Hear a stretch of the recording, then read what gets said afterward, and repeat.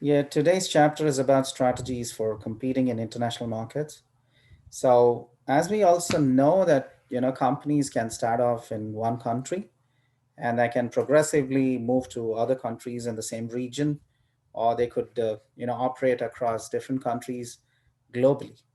Now, that's a question that the top management answers based on the kind of demand that you have, the kind of products that you produce. Is it okay that you want to stay and confine yourself to one country, or do you think you have the potential to sell your product or service across the region? And if you find that potential, of course, after you have done careful market analysis, have looked at what's happening with other competitors who produce the same kind of products or services, you might also want to check how good the country's policies are wherever you want to go expand. You might want to make sure that these countries where you're planning to expand to have stable governments, and they have conducive fiscal and monetary policies in support.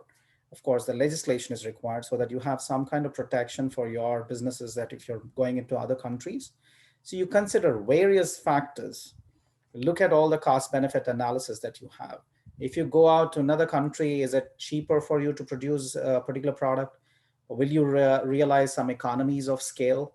Would you get a larger customer base? That's the most important question. Will it make your revenue stream stronger? Will it contribute to your profitability? Will you have greater brand building? And there are plenty of questions that you might want to ask before you think you will expand from just operating and confining yourself to one single country to moving to other countries in the same region, and then eventually expanding and becoming a global company itself. So we can today discuss broadly what are the possible strategies available for companies that have intentions at some point of time in their life cycle to get into international markets. So let's move to the next slide here. The learning objectives, we want to understand the basic reasons why a company should go and compete in international markets. As I was telling you, you want a larger customer base, you might want to attract new customers and clientele. You want to ensure, larger streams of revenue. You want to get cash flows from other operations in other countries, perhaps. You want to leverage whatever advantages that you see in the other country. It could be low cost labor, it could be proximity with material, it could be easier access to customers. You have some access to certain logistics and distribution networks, or you might see a potential growth. Say the whole economy is doing great in that particular country, and therefore, people in that country have more disposable income. They're willing to purchase or utilize your products or services. So you see potential, market potential is there, and the growing demand is there. And if you have policies in place that are protective of what you do as a business, say your patents, your proprietary kind of information that doesn't get stolen. So you have enough legislations that protect your own, technologies and stuff like that. And you also have legislations that can control. Suppose you're into a finance brokerage company, or you're doing finance business. You need enough on, say, cybersecurity. You don't want your databases to be hacked. All these kind of things, apart from the market potential, increased customer base, and leveraging costs, say lower labor cost, or proximity with the raw material or inputs, other industry value chain partners. There could be several reasons why a company could go international. We'll go into more detail. This is the first learning objective for today. And the second learning objective that we have today is learn how and why different market conditions across countries and industries make crafting international strategy a complex undertaking. This is simple and obvious. Suppose you have an American company that's going and operating in the Middle East. It's not easy. What you think might work in the US as a strategy might not work for this American company in successful ways in other regions or in other countries.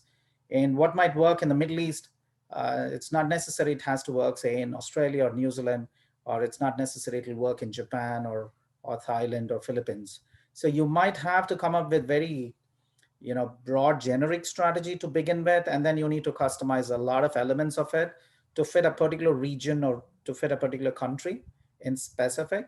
And that might also mean considering the tastes and preferences of those customers, considering cultural differences, and being sensitive to those cultural differences as you actually promote your product, as you make your product available. What kind of customization is required? These are questions that you have to ask. That means strategy is not one strategy fits all.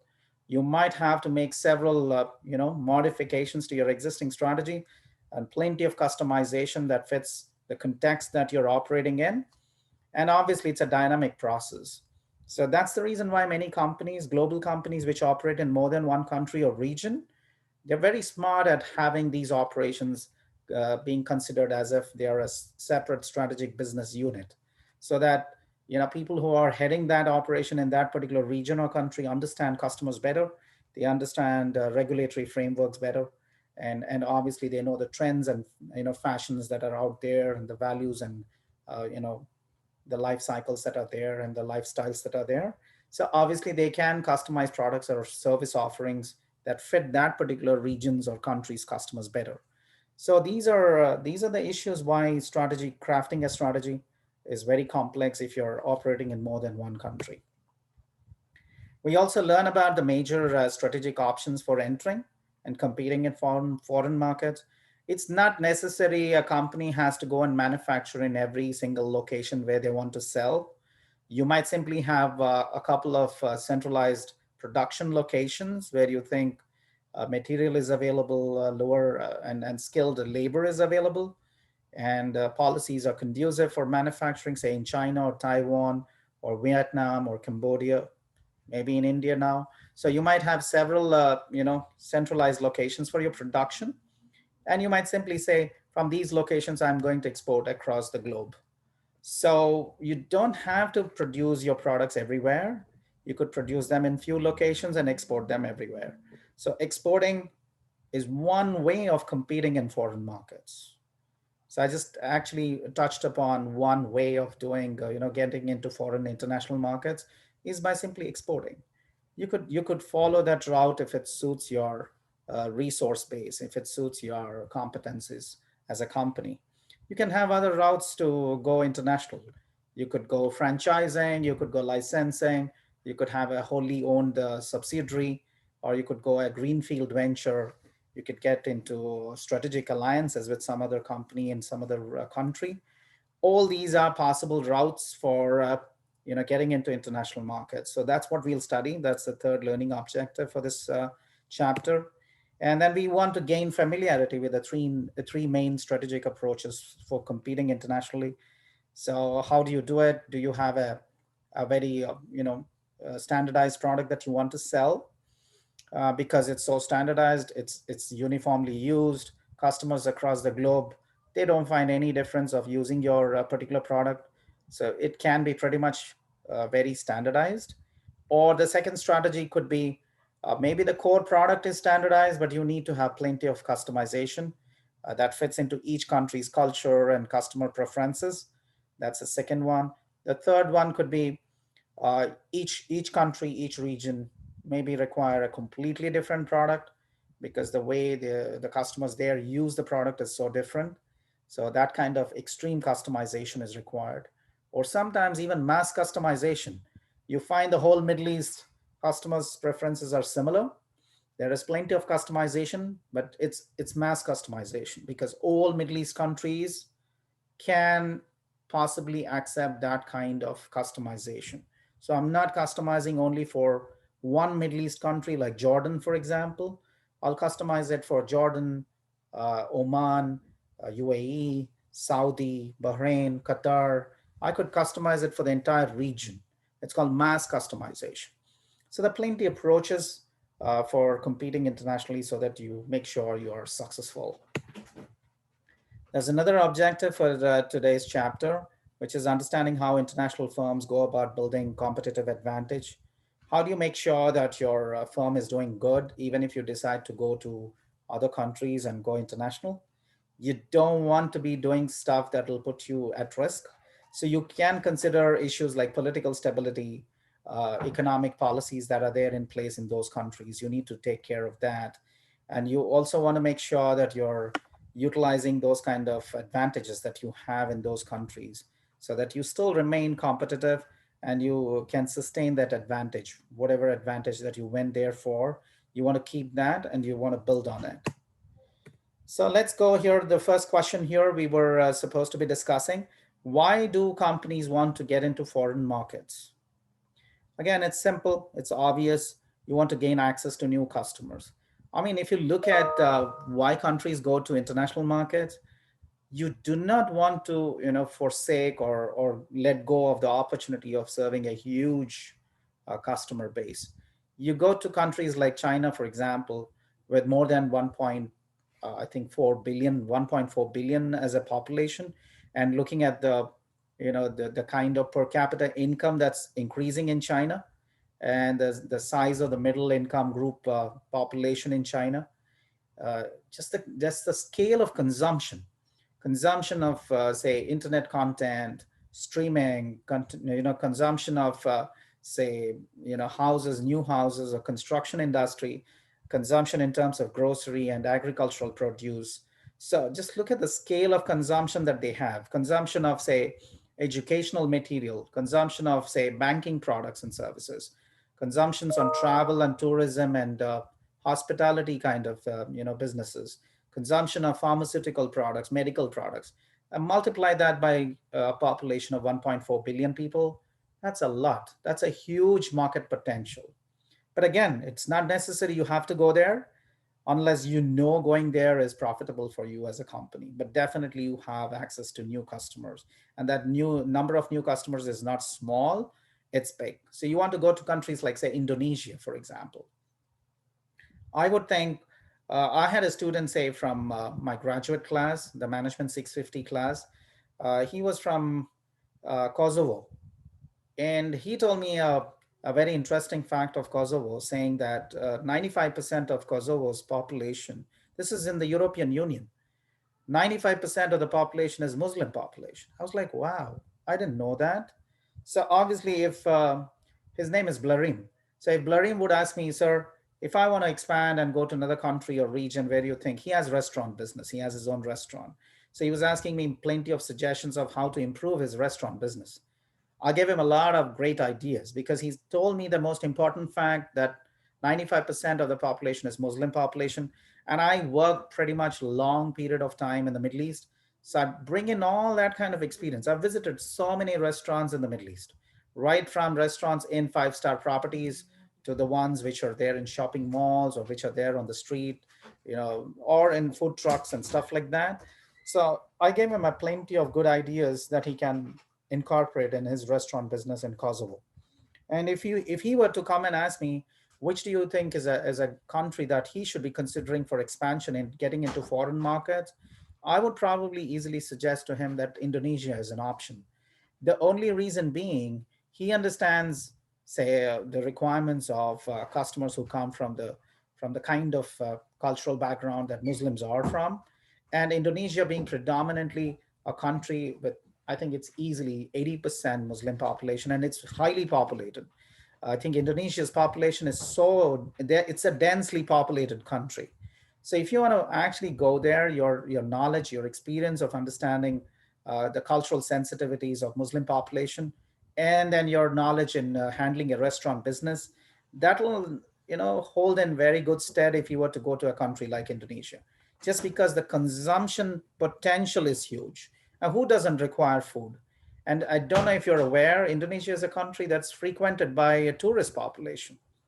So when you have tourists and then when you have a resident population, which is all big in number, that's a potentially uh, lucrative, attractive kind of country where you want to go if that is your first country to explore beyond your home country, to expand into a foreign market. That would be possibly a strong reason why you should do that. So you have to consider your experience. You have to consider your experience in that particular industry, your understanding of the customer needs and preferences and lifestyles and cultures, and perhaps make a couple of visits to understand the regulatory framework. The ease of doing business in these countries might be different. You might have to understand the foreign exchange rates and fluctuations that can be there between your euro and between the currency in Indonesia. You got to understand better. So a few visits, building a network, trying to know the procedures that are to be followed, regulatory compliance requirements that are there in Indonesia. And before you eventually decide, I'll put my money there. And how do you want to do it? Do you want to have a complete standalone business? You want to invest from scratch? Or do you think you'll partner with some Indonesian firm? You get into an alliance kind of relationship with an Indonesian group so that you kind of diversify the risk. There are so many questions that you have to answer if your company decides to go abroad, whichever country you want to expand your business into. The first consideration is the number of customers that you will have access to. And again, I'm happy to see that the second point is lower costs and economies of scale. Everything is much more cheaper than Europe in Indonesia. So if you're going to go there, skilled employees for manning your restaurant business, it's going to be cheaper. Raw material is way much cheaper, so the cost of producing a meal is much cheaper. Obviously, the pricing is not going to be like in Europe, but the scale, the volume is going to be higher. The number of people coming to your restaurant, assuming that you have good service and good quality food, is going to be higher. So economies of scale. You sell in large. I've known businesses in India, they've become millionaires just by selling tea, selling coffee. I know of, say, because Samantha is here as well, I can actually maybe bring up an example of a coffee cafe day. And this particular company in India, it's a retail chain of coffee stores. They've become huge in their operations and how much of money they churned out just selling coffee. It's India's Starbucks. You can call it that way. So basically, there is huge potential, and one coffee is a fraction of what you will pay in Starbucks. But the number of coffees that they sell, say per every 60 minutes, is maybe 5, 10 times more than what Starbucks could sell. So they're making money because of the volume, the economies of scale, and everything is cheaper. Okay, that's another reason why you want to go to certain countries to exploit core competencies. Suppose you're very, very good at something. Why wouldn't Apple go anywhere else? They have the brand name, they have great products, they have great ecosystems, and they have acceptance everywhere. So their core competences are so strong, they'll not hesitate going anywhere. Whether they'll succeed or not is a separate story, because you might have issues like tariffs and taxes that the country imposes, making it truly expensive. I was sharing Apple's story in India. It's so ridiculously expensive. They say that you could fly from India, go to Dubai, and come back buying an Apple phone there, and it'll still be cheaper. Can you believe that? You can fly to Dubai, which includes flight tickets to and fro from India to Dubai. You could buy an Apple iPhone there, and you could come back, and still it's cheaper than buying the same Apple phone in India. Ridiculous tariffs and taxes. And that's why you see President Trump talking tough to India and saying, guys, what the hell are you doing? You're actually putting so much of tariffs and taxes on American companies. That's unfair. So he's a businessman. So he has good experience bargaining, and he's good at closing deals, and he makes his tough talk. So I see a lot of positives in President Trump's policy when it comes to dealing with countries that impose undue tariffs and taxes on American products. Because if Apple sells more in India, because the prices are competitive, it's not high taxes and tariffs imposed by the Indian government, Apple makes money. And if Apple makes money, then employment is better here. Apple might open more stores there. They'll employ locals there. So it's a win-win situation. Don't ask me why does Indian government not get it. I don't have answers for that. So it's weird. But then sometimes people who understand politics don't get business. Sometimes people who understand business and economics are not in politics. But if you have somebody who understands both sides and still is a good leader in terms of taking care of the country's people and their citizens, I think that will be the icing on the cakes. Getting everybody in one leader is a very tough thing. And of course, leadership is extremely important for the right strategy to work. Crafting the right strategy, who does it? Leadership and its top management team. Implementing the strategy in right earnestness and incentivizing action, mobilizing resources to make that implementation happen. You need leadership, and you need leaders with a proper, strong vision. You need leaders who are relentless and who will never quit. You need leaders who trust in people and their abilities. You need leaders who take right decisions at the right times. So leadership, you can speak about it anytime and it's still relevant. Any chapter, it's relevant. So to exploit core competencies, companies can go abroad and enter foreign markets as long as they think, putting their time and effort and treasure there is going to be, impactful. It'll get them the profits and market share that they're looking for. They can go there. To access resources and capabilities in foreign markets, why does Apple manufacture a lot in China? It's because they can access resources. Chinese employees and workers are supposed to be extremely productive, capable, highly skilled, and they're once they're trained, the kind of quality they manufacture is so good, and it's for a fraction of a cost if you did manufacturing, say in Germany, or if you would do the same kind of manufacturing in the US, you would end up paying a fraction of that cost in terms of wages and salaries and benefits to these workers and employees. So if you want to access low cost, skilled labor, and if you want to access the kind of proximity to your components and raw material and inputs that go into manufacturing an iPhone, you have to go and produce somewhere. So to spread business risk across a wider market base, that makes perfect sense. Suppose you're operating in only one country, and if something hits the economy so terribly bad, all your business will go down. But suppose you're operating across several countries, your business in certain countries might be okay, some countries might be going down, but you have some countries doing still strong. You kind of diversify the risk. You're not going to take such a hard hit because your presence is actually in several places, and you can do bad in every area. You can do bad in every country.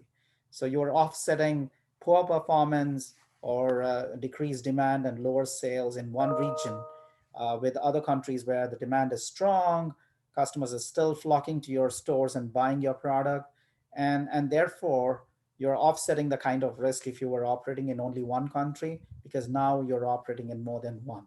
So these are broad categories of why a company can go and decide to go to foreign markets, but these are not an exhaustive list. You might have other reasons why you want to go there. Does anybody have questions of why companies go abroad and want to enter foreign markets? You can stop me in between and ask me questions, so don't hesitate. You can put it on the chat if you want to, if you think that's easier. I'll take your questions and answer them. Now, why competing across national borders makes a strategy so complex? I think I gave you a brief introduction at the beginning, but let's go in detail here. So, industry competitiveness factors that vary from country to country. Again, like if you consider, what kind of competition exists in Brazil? What kind of competition would, say, Apple or Tesla or any of these companies can confront in European Union? And even in the European Union, competition could be different in the UK, competition could be different in France, Germany, whereas competition could be extremely different. The scale, the intensity of competition could be different in Greece, Italy, Portugal, Spain. So I'm trying to divide the European into several, categories, and competition can be different in different countries, even within the European Union. So you have to, you know, customize your strategy and react accordingly based on the context that you're operating, based on the country you're operating. Location based advantages for certain countries. Certain countries give you very unique advantages, and you want to leverage and use that completely, right? So your strategy might be different in certain countries. In countries where you have your own network, say distribution network, like in the US, you might distribute your own products. But in certain countries like China, where you cannot possibly build your own logistics and distribution network, and you can't do it in a short period of time because it's a big country, you might simply want to partner with some other company which has a widespread network and utilize that advantage trying to sell your product along with theirs. So you get in an agreement with them, and as they sell their products using their extensive networks, you might want to use the same kind of network for yourself. And differences in government policies and economic conditions. So strategy that might work here in the US, because US, as you all know, is one of the most litigious societies. There is a legislation for everything. Good in some ways because there's plenty of protection. There is a possibility of redressal, and if a company finds itself disadvantaged by some other party, they can actually, get some kind of redressal and compensated for it. But in certain countries, might not be so protected. You might not have a recourse, and you might not have a redressal that's easy. So your strategy could be possibly more cautious, more guarded, and you have to make sure you're not getting into trouble as a company. So obviously, government policies, regulatory framework, even the economic conditions, so the inflationary conditions, per capita income, and the disposable income, the real value of money that's out there. So all these factors will actually determine what is the right strategy in these countries. So the easiest example that I've actually said in previous classes is, you know everything in the US is in large quantities. The packaging for any particular product is huge. But even things like simple things like my daughter was buying popcorn, and they come in large packs in the US. Everything in India, for example, or Brazil, or even maybe in China, and even in countries like Egypt, the packs are smaller. You might get a large pack, they're not always available, but the small packs are available across everywhere. Because these are countries where disposable income is much lesser, and they simply might not understand buying large quantities saves them money, because they just don't want to put all their money in few products. They want to redistribute their income, having all kinds of products for the family. So small packaging makes more sense. So all these little things that you might have are economic conditions which govern your strategy of packaging. The product is the same, but the packaging differs. So you could actually say strategy is so much related to the prevailing economic conditions in that country or region. Currency exchange rate risks, that's a huge factor why you would want to go somewhere, why you wouldn't want to go somewhere and expand into a foreign market. We'll talk about it later in one of those slides where exchange rates come up. If I were to ask you a question, suppose if you have a country's currency that became weaker, let's take into consideration, say for the ease of my understanding, if I take India's currency, which is rupee, and U.S. currency, which is dollar, and if I say Indian currency, Indian rupee becomes weaker, what happens to Indian exports? Will there be an increase in demand for Indian exports, or will it be a lower demand for Indian exports? Increase demand. What did you say, John? Exports will increase. Yeah, exports will increase. So you got it absolutely spot on. So, you know, again, how do countries manage this kind of exchange rate depends on their own policy, their central bank's policy. Say, for example, when we took the example of India and the U.S. currency, the US, the Indian central bank doesn't actually control the exchange rates. Exchange rate between dollar and rupee is completely controlled by demand and supply. So it's a free float kind of exchange rate mechanism that we're talking of. But I can easily pick up another example of United Arab Emirates, Dubai, and Abu Dhabi, where I worked in. The exchange rate is constant between US and UAE currency, which is dirham. The exchange rate is always fixed. 3.66 dirhams is equal to $1. Right from the day I started to work in Abu Dhabi, this is in 2011, till today, the exchange rate is always 3.66 dirham for $1. It's fixed. It's called pegged exchange rate mechanism. It's not governed by demand and supply. It's an agreement between the U.S. government and the UAE government. Again, why did they do that? Because the UAE government is an oil-rich country. It's an oil-rich economy. Their fundamentals are extremely strong, and U.S. sees that having a pegged fixed exchange rate is a win-win situation for both countries. UAE government gets a lot of military support. They sell a lot of ammunition so that they feel more secure in Middle East. And in return, UAE is oil rich and they're keeping the currency pegged. So the exports are pretty balanced, and you don't have a kind of trade deficit between the two countries. And it's a win-win situation for both countries. It's a bilateral agreement that they have, and they are not going to have the same kind of agreement with India, because Indian exchange rate system where the US dollar is a free float. It's not it's purely based on the demand and supply of Indian rupee. So again, understanding the exchange rate mechanisms in each country, each region, is an important factor how you craft your strategy. So your strategy is that much more complex because you're not dealing with one exchange rate system anymore. You're dealing with several exchange rates and how they're managed differently. And the last point, which is here, why a strategy can be very complex when you go to foreign markets, is because differences in culture and demographics and market conditions. And it's so different. Like one of those classes I was telling you, having Pepsi and Coke could be a common thing here, but in India, it's not common. You're not going to have Pepsi and Coke every now and then. So there are several cultural factors that come into picture, demographics, and sometimes certain stuff like say traveling by flights in the US is common because every state has maybe multiple airports here, and you have several airline companies that operate, and they're low cost budget kind of airlines, not one, several options. And that makes air travel that much more common and much more easy, affordable kind of thing with the kind of income that you have in the US. But in India, the number of population, when you consider the percentage of population that's traveling using flights, is way much smaller. Again, that's because of the demographics, the income levels, and then the necessity for travel. So there are plenty of other issues. And then, of course, traveling by train and traveling by bus is so much cheaper than in the US. I mean, you could travel from, say, south of India to the north corner of India with maybe as less as $20. You heard me right. $20, you could travel from one end of the country to another end of the country. India is not as big as the US. It's like one third of US, but still, a third of US is still big as a country. So you can go one third of US, but as less as $20. And I mean, that's pretty cheap.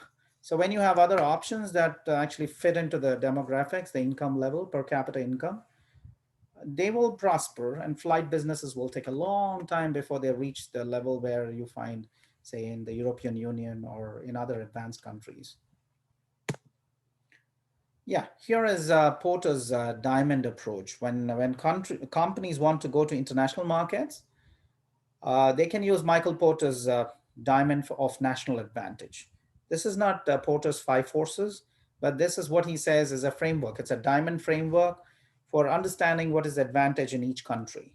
So when you consider a country, whenever a company considers a country to go to these countries and operate, get into a foreign market, the first thing that they might want to consider is the demand. How big is the market's relative size? Is it big enough? And what are the domestic buyers' needs? Are they similar to what we produce or what we have to offer as a company? If the answer is they have a large, relatively large market size available, which is untapped, there's potential. And if the answer is that these domestic buyers have similar needs and those needs are not completely fulfilled, and whatever competition that's existing, they are much shorter in terms of quality, attributes, performance, durability, say quality of service that's lacking. And if you think you're bringing a superior product, which is pretty competitive in terms of price, and you have a large market potential that is untapped, I think the answer is yes, you should go there. That's one condition. That's one of the factors. The second factor is our own firm's strategy, our firm's structure, and the kind of competition that exists. Now, we might want to ask ourselves, does my organization have the caliber, the kind of human capital, the knowledge of that particular country? And are we flexible operating in across several regions? Are our employees skilled enough to operate in other countries? Are they familiar? Do they have the kind of learning it takes? Are they up for that challenge? Then these are questions that you're asking for yourself. And then beyond that, you ask this question: how many local competitors are there and how strong are they? Will they create strong entry barriers? Will they have retaliatory strategies? Will they lower their prices to the point that you will become, you know, not very competitive? You will struggle to get your customers basically. So you have to find the intensity, the size, the number of competitors you might have, and what resources and strengths that they have. What kind of entry barriers will they put up to block your success? So you consider all of that. And then this third element is factor conditions. Look at all the components that are available, the labor that's available, the land, the equipment, the technology, the kind of skilled workers that are available. See, I might have a low cost labor, but are they skilled? Are they as productive? I might pay less, but I might get poor quality work from them. So you don't want to compromise on the quality of work from your labor just because they're cheap. You want to go for a low cost labor, but they're skilled. And that's an attractive country to go. And that's why you find, say, China as being an attractive country. Nigeria is emerging as a very attractive country because there are a lot of engineers out there, the people who know decent English, they understand business terms. And so the quality of education is getting better. It's for a fraction of the amount that you would pay for employees in the US. So Nigeria is an emerging source. Taiwan is a good source. Cambodia and Vietnam have been sources. Production units are there in the Philippines. All the branded clothing, apparel that you have and accessories that you have, plenty of it gets manufactured in the Philippines. So you might want to look at all those factors. Of course, when you consider the Philippines, you've got to be cautious. The number of hurricanes that hit the Philippines is like unbelievable. They get hit by a hurricane after a hurricane. So you don't want to be in that zone where you can get hit and your production location, your manufacturing unit just collapses. I don't know what kind of insurances are there available in the Philippines, which will cover those costs beyond your control. Anyway, so you're considering the proximity of all the factor endowments. So Michael Porter talked about all these factor endowments. You need proximity to raw material, proximity to highly skilled, low cost labor if possible, materials, land, equipment, technologies. So all that kind of, it depends on what kind of company are you. Apple has opened their development, unit in Hyderabad. Apple actually has its development center in Hyderabad with more than 1,000 employees. They're all only in the development side, app development. When I say development, they're developing apps for Apple or refining them or creating seamless integration with across their devices. That's what they do in the development center in Hyderabad. They're not manufacturing iPhones, but they have a development center. So that's critical. Where are you going for? What are you going? And why did they go to Hyderabad for their development center? Quality of engineers, high quality, skilled, willing to work, and highly motivated, English speaking. So perfect. So Apple goes there for the right reasons. For manufacturing, they go to China. So you can understand companies are pretty smart where they want to go for whatever they want to go for. I think part of the production now happens in India, not just their app development center, which is in Hyderabad. They're producing certain components of Apple products in India, but it's not completely there. If it is completely there, iPhone will be competitively priced even in India, and then Apple will start selling more. Hopefully, Apple goes that route, but it again depends on government policies, willingness to accommodate, and not create hurdles for Apple and companies like that. So there's plenty of things that influence companies' decisions to go abroad. And the last element of Porter's diamond of national advantage, yeah, here it is: proximity of suppliers and end users and complementary industries. So if Apple is in China, all the components, several components get manufactured in China. So the proximity is there, quality control can be more strong. And if Apple wants to train some of their employees or pass on their requirements, just the learning curve is stronger. Their past experience with dealing with Apple innovation is really a big positive. So you want that, and Apple sells decent. I mean, their sales in China are pretty okay. When compared to India, they're not so bad.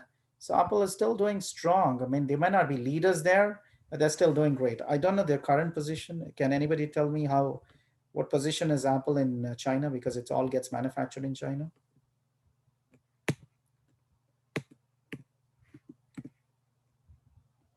Nobody knows that. Okay, we don't need answers for every question. So answer important questions about competing on international basis. Yeah, this is what I was saying.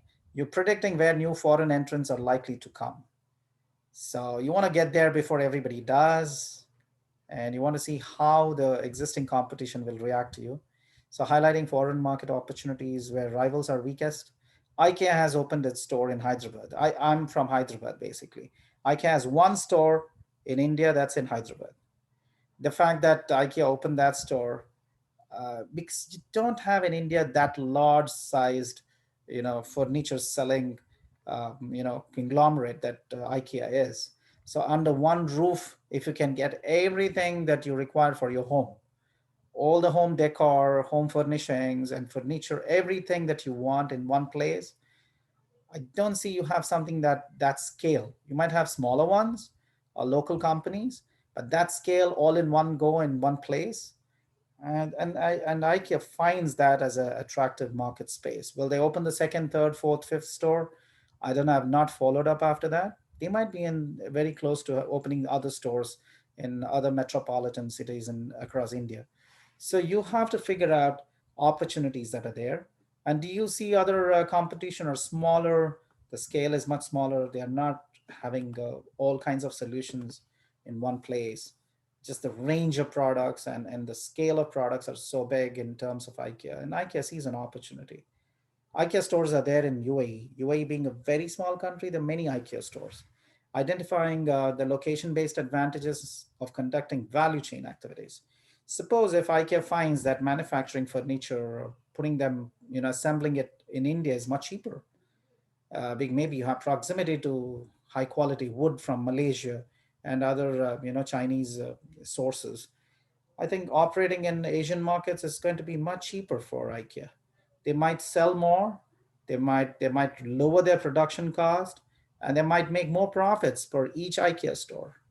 The profit for each IKEA center might be higher when compared to their European centers counterparts.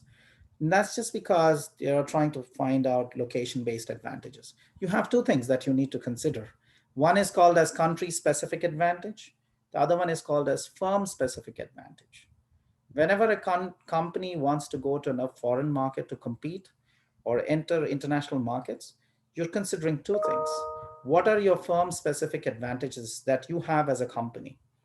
And what basically are the country specific advantages? If you have several country specific advantages and you have very strong firm specific advantages that will help you going into that country, I think it's marriage made in heaven. You will make the right decision getting into that particular country or region because you have strong firm specific advantages and you have several country specific advantages. Stability in economic policy, proximity to raw material, highly skilled labor,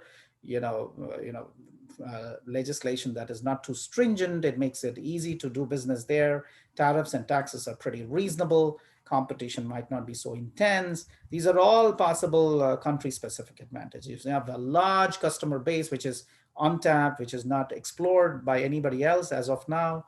So you're having that first mover advantage if you're going there. So there could be several of these, not necessarily all of these, but several of these country specific advantages. Reasons for locating value chain activities. Again, we spoke about all this: low wage rates, higher worker productivity. I have had this feedback from several people that I've spoken to across several countries, which who say that Chinese worker productivity is extremely high, and I can vouch for the fact that say Indian software engineers are very high on worker productivity. They can work 8 to 12 hours a day effortlessly each day. Good for them, bad for them, I don't know, but they can do that kind of work. I think that's the Indian mindset because of the kind of population that we have. If I don't work, I don't keep my job. And if I don't work like crazy, I might not keep my job as well. So software companies in India thrive because of higher worker productivity. They say 8 hours, but they're churning out 10 to 12 hours every day. Lower energy costs in some countries, the answer is yes. Might not be the case in some countries. You might not have that advantage everywhere. Fewer environmental regulations, sadly. You don't want to exploit that, but there are companies which do that. You go to countries where you can dump all the effluents, toxic waste, which is terrible. You're not responsible. You're not creating a long-term reputation for yourself. But that could be a you know something that companies in the long term want to exploit. Lower tax rates, tax holidays, tax rebates, 5-year tax holiday. I mean, there are several Korean automobile manufacturers in India who get lower tax rate for the first 5 years because they're generating employment there. Lower inflation rates. I don't think India fits there. Countries like UAE fit in there. The prices are not highly, they're not inflating every now and then. There's pretty much good control over prices. So disposable income stays good. Customers are ready to invest in something else and consume other things. So, lower inflation rates can help why you want to move some of your value chain activities to other countries. Proximity to suppliers. Why would you produce in China? Proximity to suppliers. Why would you manufacture certain things in the US? Proximity. Why would you manufacture something in Italy? Proximity to leather industry and stuff like that. Proximity to customers. That's a huge thing. If you want to produce something and you have to find your customers somewhere else, that's a lot of money in transportation, in marketing, in sales, and all that stuff. But if you produce something and it gets consumed domestically, what better than that situation where you have customers who are close to you, waiting for you to manufacture something. So that's a big thing why you want to actually relocate your some of your value chain activities to the place where customers are very close by. Lower distribution costs is a major factor. You want to find again, going back to China versus India, I think China access to distribution networks is very tough, but India has one of the most extensive distribution networks for all these FMCG goods, fast moving consumer goods, like what Unilever does or what Procter and Gamble do, or any of these companies that manufacture everything possible. India has a very strong, extensive distribution network. Every village, every town, every nook and corner of India is connected. You will find Coke everywhere. Sadly, nobody's is buying it. That's a different story. But the distribution network is so strong.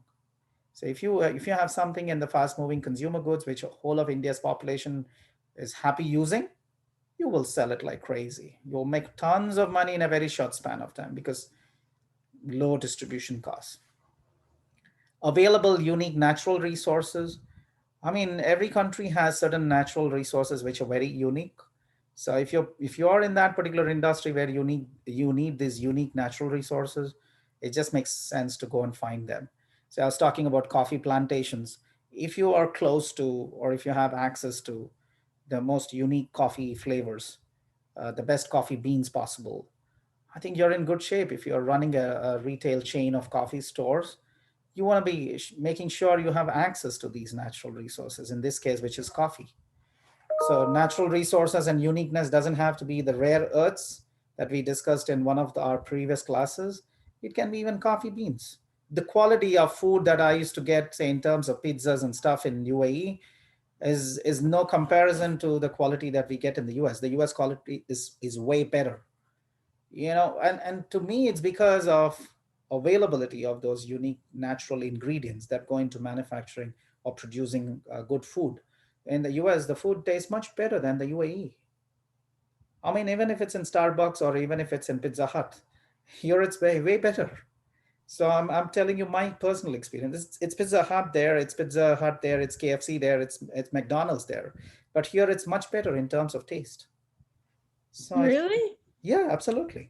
That's what I'm I trying feel to like say. it depends. It like truly depends on the place because I know like if you go to like I went to Iceland and like Pizza Hut there was like way better than Pizza Hut here. But like even here like Pizza Hut in or like if you take like Domino's in New York tastes different from like Domino's in Florida. Yeah, and it's maybe you will find it because you're here and you've seen it across states. You find the subtle differences, but for me it's a huge difference. I probably will not have pizza from Pizza Hut in the UAE anymore. I'll wait for my holiday to finish, come back to the US and have it. I'll say no need, that can wait for me. But if that was the only Pizza Hut I visited, I'll still go there. But now I've come to US and tasted out food here. I'm like, no, I can wait. I don't have to be desperate for a pizza. I'll go back to the US and have the real pizza, right? So it's always like that. So unique raw material doesn't have to be gold, rare earths, then the costly material. It could be as simple as food. Again, food. Indian food in the US is not Indian food here. So I can tell you that. If I go to an Indian restaurant and have Indian food here, it's okay. I'm happy. I'm not cooking, so it saves me the time and effort. And I appreciate that those guys are doing their best. But you go back to India, the real taste of India you will have. It's the same everywhere. Yeah, I feel like they I guess you could say like they Americanize things Absolutely. to And it like makes fit the sense American because, palate. yeah, you will have rarely people like me who want the real Indian food. They become more Americanized. And if you've seen, American Indians will never call themselves Indians anymore. so so Yeah, I think, yeah, that makes more sense. I mean, you can Starbucks does it too. at least they can be polite to say we're American Indians. Now they have to say they're just Americans. So it's like, wow, okay, I get you. Yeah, Starbucks does the same thing where they have a lot of like unique drinks that they'll release in other countries and then unique drinks that they'll release in the US. But like I've heard that like the drinks that they release here are just plain out loaded with sugar because that's what like young kids want here. They just want like it's like something about like the colors and things like that. Whereas like in other countries it actually has a like solid taste to it, not just sugar.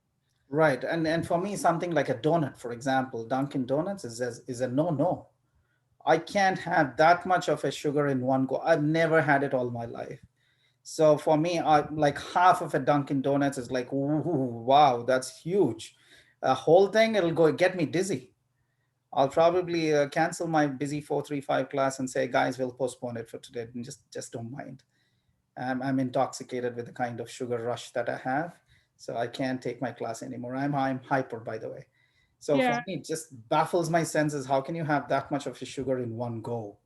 And it's like the portions too. Like Yeah, even with like drink sizes, like when I was at the airport in France and I got a Starbucks, like their smallest size was like this little right. tiny thing. Whereas like here, like I mean, most people know that there's a venti and then there's a trente size, which is like larger than it's like an extra large drink, Me which and is Swapna used to laugh as soon as we arrived here and we went to restaurants, and especially, a restaurant that's called Carmine in Manhattan.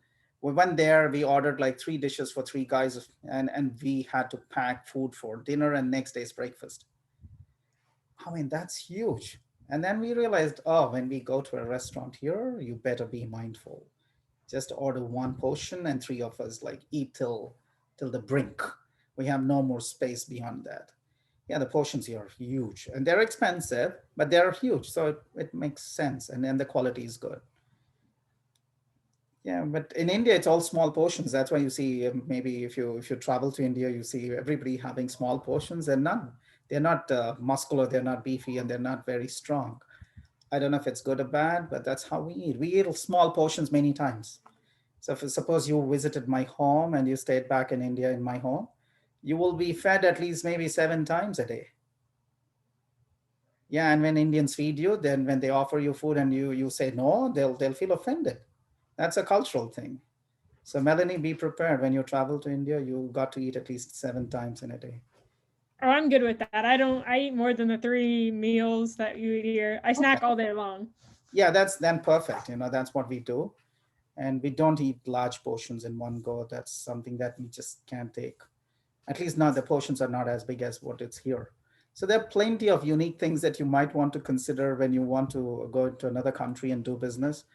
It's all of that: the cost, the customers, the proximity of suppliers, unique raw material that go in there, and the tax rates, the inflationary rates, and then the disposable income that's available, the kind of legislation and compliance issues that could be there, access to low energy cost and highly productive workers. And that's the key. And you're asking this question: which of the value chain activities should I take abroad? Which of the core activities shall I keep it within the home country? I don't want to share that. I don't want somebody to take my proprietary kind of technologies and information.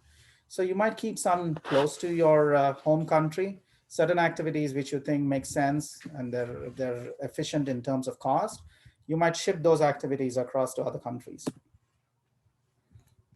So then you have yeah, the impact of government policies and economic condition in host countries. Again, every country that you go to, you might have certain things like tax incentives. India is not there. It's not an incentive.